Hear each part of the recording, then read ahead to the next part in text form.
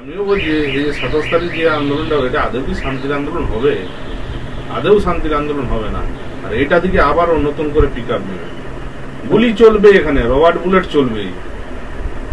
Rubber bullet আমার মনে হয় না ওরা বুলেট চালাবে, কারণ ওরা কিন্তু একটা জিনিস বুঝেছে, কিন্তু এরা চালাতে বাধ্য করাবে, মানে যারা যাবে এখানে একটা ভেতরে বিরাট রাজনীতি চক্র চলছে। এইটা থেকেই হয়তো একটা অন্য কিছু মোড় ঘুরে গেলে ঘুরে যেতেও পারে, আমাদের ধারণা আর কি সেগুলো।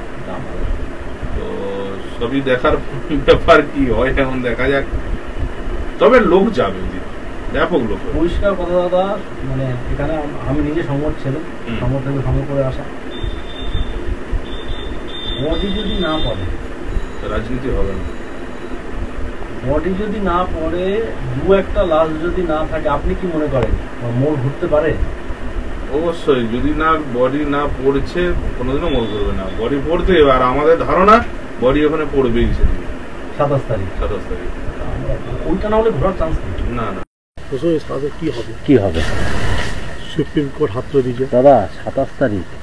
যদি আপনি যেটা বললেন জঙ্গি আন্দোলন, ওটা যদি করতেই হবে, জঙ্গি আন্দোলন না করতে পারলে কিচ্ছু হবে না। একটা দুটো বডি যদি না পড়ে কিচ্ছু হবে না। আপনি লড়বেন কি নিয়ে? এরপরে ফার্দার ইস্যুটা কি হবে আপনার?